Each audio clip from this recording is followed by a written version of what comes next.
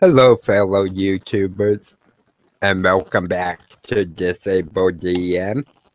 I'm Driven D&D, and today's DM Crutch is going to be interesting in that I have been in some hangouts over the last week, and there were a couple comments and questions that were made that kind of bother me, so I'll be dealing with those, as well as a very good question that was privately emailed to me regarding background stories. So first, let's begin with the questions that and comments that bother me in the Hangouts. The biggest one that bothered me was a question directed towards me about why I have a patron system. And the way the person took it was that I was trying to make a profit and live off of what I do on YouTube, PDF supplements.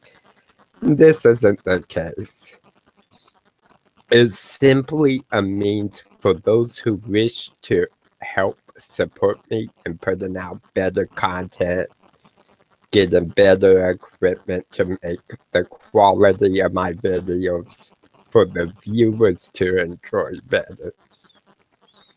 Currently, I receive less than $50 a month, uh, uh, given everything I do. And for example, this week I am putting in over 80 hours on making videos, DMing, and I'm doing the work of one, if not two, full-time jobs. So $50 for that is not very much. It's not people are charged to participate in my games, although the patrons do have benefits such as being considered first for spots. And that $50 right now is being saved up for a better microphone, on a wireless headset, so I can move around a bit easier, so that the audio quality of the videos is better. And I'm also saving some of it for commission artwork for PDF supplements that I'm going to be releasing in the future. It's merely a means to help me if my viewers wish to help me put out more content and better content for everyone to enjoy. At no point do I ever expect that it will grow big enough to do everything that I have planned for it to be used for, or big enough for me to live on without having to work, go to school, or etc. It would be nice if it did, and so that I could do this full-time, like I'm currently doing, and not have to worry about finding funds. But I don't expect that. I really don't see it ever happening. So that's kind of the response I gave them in the hangout. But it just kind of bothered me that people would think that we do this for profit and as a business, and not because we enjoy the hobby and we have something to say. The second comment that was made that kind of bothered me was in regards to several of the big YouTube channels, and also kind of directed towards DMs in general who record and live stream the sessions. And it was basically along the lines of this person felt that instead of having fun and playing your game, your session, that people were, the players and the DMs were playing to the audience. And from what I've seen, this really isn't true in most cases. There are a couple exceptions, and the most prominent one I can think of is Acquisitions Incorporated, which is definitely geared towards having a live audience. Now, with that being said, there are some differences in my own sessions, and I'm sure some of the others. When I'm recording live or live streaming a session, I am conscious of the fact that it is going to be viewed by the general public. So with that being said, I try to keep swearing to a minimum. I try to keep it very adult and detailed descriptions that wouldn't be suitable for viewers of all ages away from my session. Occasionally, some stuff slips in, but I try to make sure it doesn't. And that's simply so anyone of any age can watch the videos and enjoy them. It's not so much played towards the audience and just an awareness that it is an audience. So with those being covered, the personal question I was asked was regarding background stories. And that's the person who sent it to me is aware that I DM a lot. And they basically asked me, what kind of things out of a background story does a DM want to know?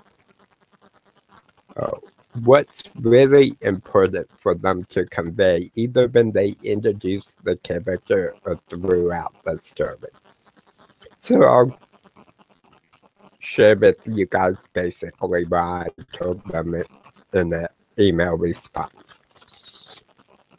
For a character introduction, I'd like to know basically what race, what class, as what personality type they have, and a little bit about the description, and maybe one important thing from the background story that is the reason they chose to be the class as they are and walk this path in their life.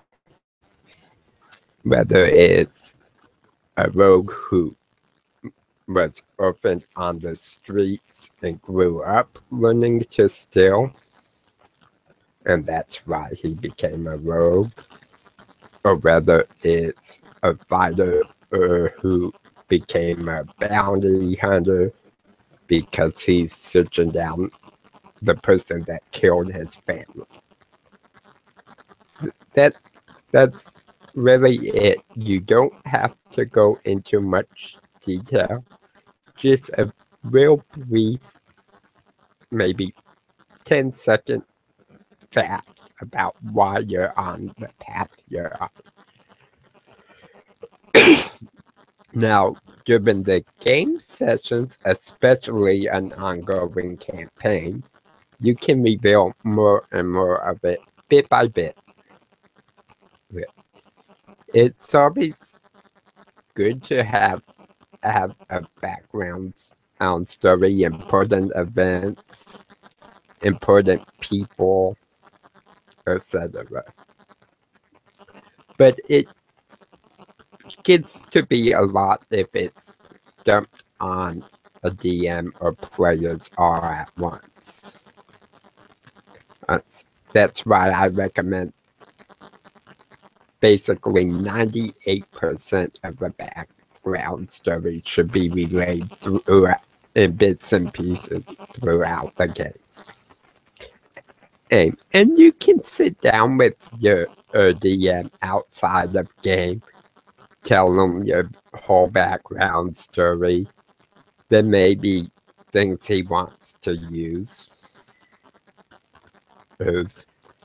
in particular sessions. Or if you want to see something brought up, you can ask your DM, hey, I really like this out of my background. Is there a way we can bring it into the sessions? And most DMs are fine with that. And most players don't mind. The thing is, you have to remember you're not the only player. So you really have to be conscious of time and how much a session is focused on your character. It should be pretty much an even split that every character gets equal time. Whether it's revealing something from the past, handling a situation such as a combat, doing some kind of skill, or negotiating with an NPC. All these different things that can come up in a typical session. And a good session really doesn't focus on one or two players. And there's some ways, even with the person's background story, you can involve everyone. A common one I use is a flashback scene. And I have one of two things that happen. Either I give every character their own flashback relating to their own background stories or a vision of what will happen concerning them. Or if the players are fine with it and I ask ahead of time, I'll do a scene in a flashback regarding one person's character and their background story. And depending on what the players decided, I allow the players to play other NPCs in that flashback, or I just allow them to kind of watch the story unfold. It depends on what the players want and are comfortable with. So that's kind of how I handle the first type of things I do with background stories. The second one is I write it into the session, such as in a Monday night group, there was two sets. We went to one of the characters' hometown. And previously in the campaign, this character had came across the nanny, found out their mother might have been, or their father had been murdered. So when they came to this hometown, they had to go to the residence where this character grew up, deal with her mother, and get access to her father's journals. Well, it's because they believed that the father had been murdered by the cult that was hunting. So during this time, one of the other players had met th- this character's brother and was talking to him about artwork and repairing tapestries and furniture, which was something that character was into. So I had the brother hire this character as a craftsman. And she been in doing her thing, kind of snooping around the house. Else, one of the other persons acted like a noble who had come to speak to this wealthy family. He, he, along with his bodyguard and his advisor, who was the daughter, uh, disguised up in a cloak. Oh. So they got invited to a dinner. You had the craftsman being a craftsman repairing the tapestry. A and then another your character was studying records at the town hall. So they all had something to do while they were in this hometown and dealing with this one character's big moment. And my players played it off extremely well. They knew it was coming, so they kind of knew what to expect. So that's a couple ways I've used those background stories. I've also done a lot of hallucinogenic plants that affect the traveling group, and they see the companions as people from the past that they either like or didn't like, etc. And players seem to like that, but sometimes it throws them something they weren't expecting, and they really have to think on the fly or improv it, which is totally fine. But really, when it comes to background stories, you really want to answer just a couple simple questions. And the first being is who is your character?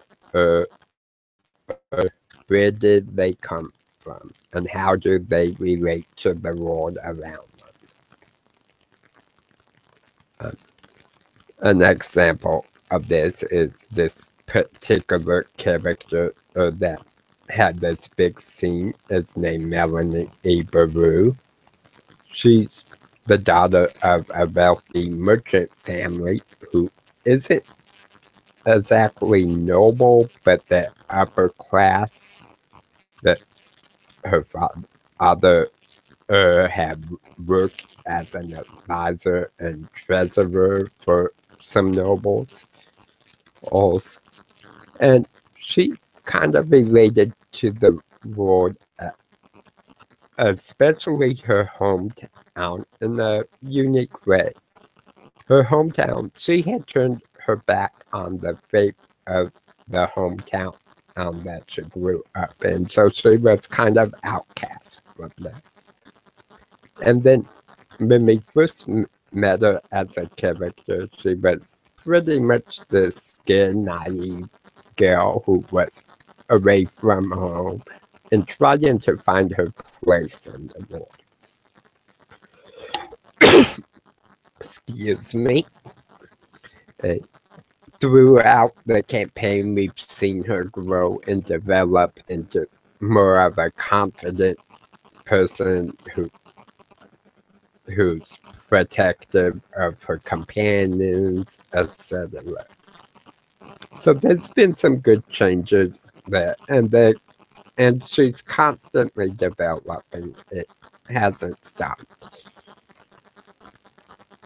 Uh, so that's kind of how you answer those first couple questions. The the next question that should be answered in the background story is, what event happened that made you pick the path you're on?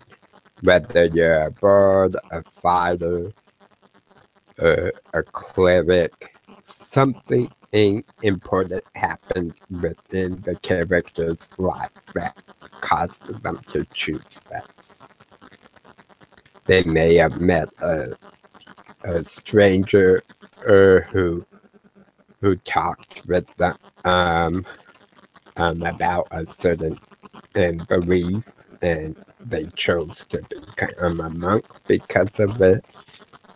They may have had their family killed by goblins and chose to become a warrior or to scourge the planet of goblins and these atrocities, etc. There's always something.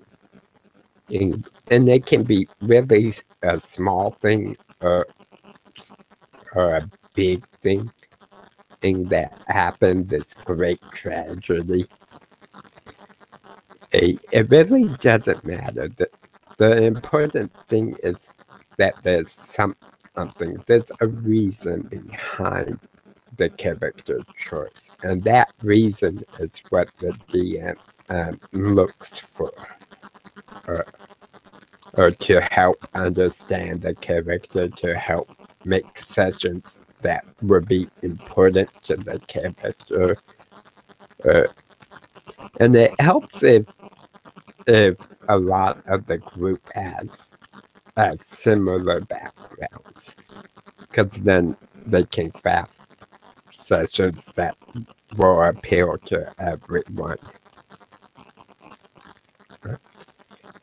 Outside of those, there really isn't much else that is needed in a background story. Maybe some information about whether your family's still alive, how you get along with them, if you had a childhood rival that might still be bothering you and competing with you.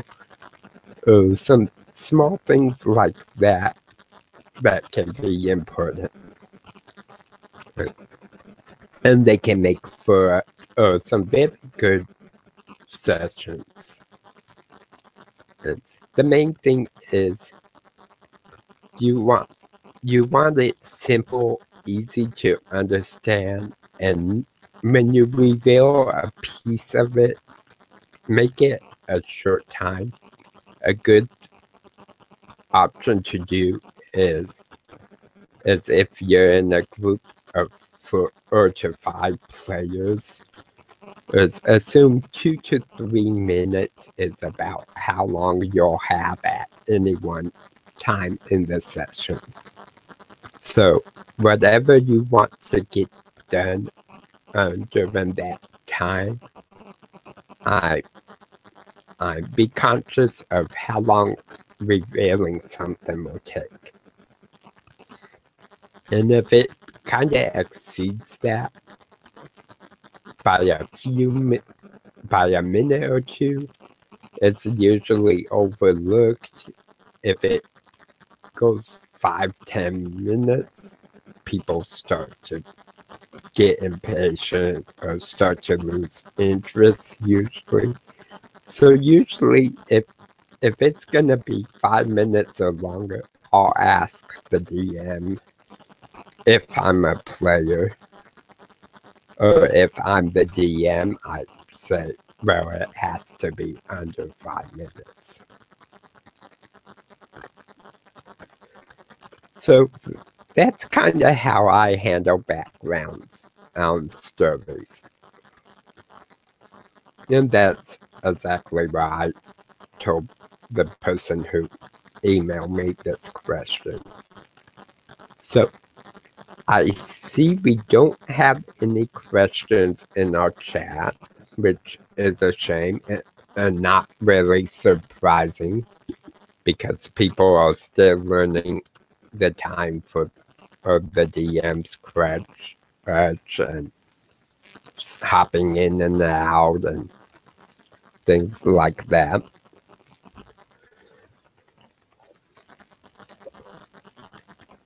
So I've answered all the questions. I've replied to some comments that was made. So another topic that I did a video on earlier about commitment and consistency from a player and a DM perspective. And while this was good, I came to realize also that was an area of it I didn't touch base on. So I figured I would add that now. And that's consistency in a character. Now, yes, characters develop and change over time. So, kind of what I mean with consistency with a character is, especially in a campaign, that a player comes with one character, maybe a backup character if his character dies. They don't come every week with a new idea. They don't constantly want to change the character into something completely different. These things can get annoying to players and a DM, especially if it's, oh, I played this character for one session and now I want to play this character. And then you allow them to do so, then the next week or the next time you have a session, oh, I had this really cool character that I wanted to try. That for a campaign or a mini adventure really doesn't work well. One, it's hard for the group to know how to respond to the characters if they're just gonna leave and have to figure out who a new character is each time.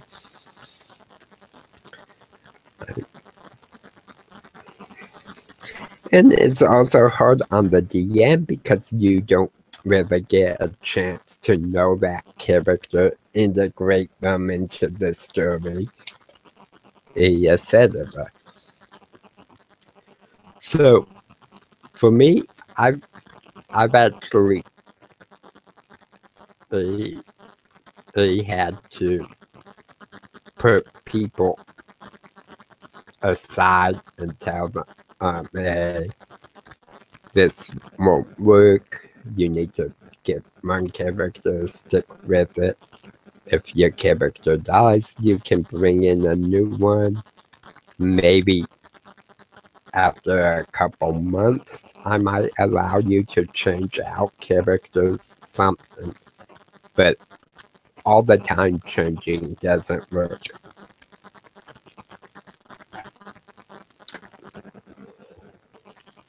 So now there is also a consistency, even though you have a character developing, there's a consistency that is somewhat required in how you play them.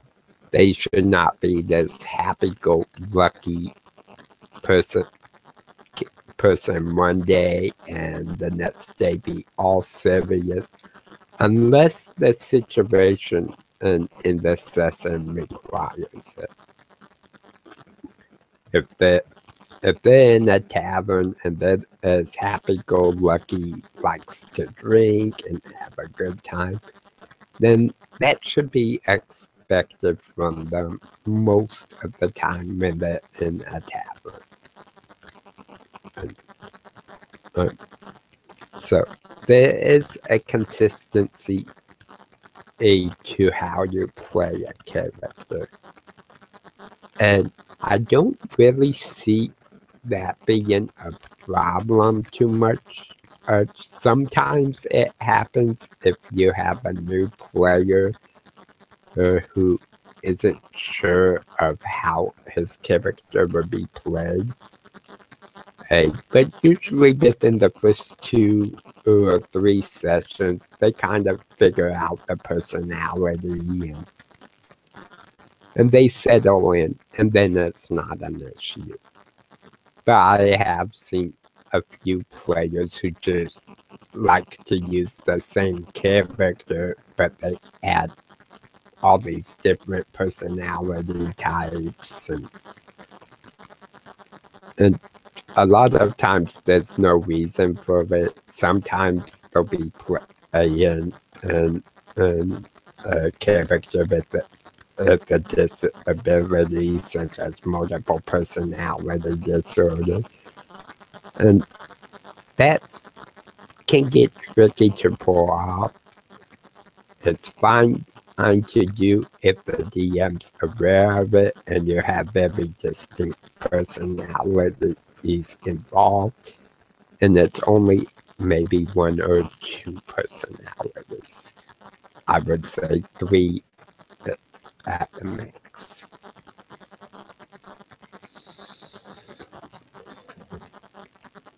So that's kind of my viewpoints on that, and I don't really have any other topics planned, and there's no questions. So, I hope everyone enjoyed this DM's Crutch, and until next time, may the dice always roll in your favor.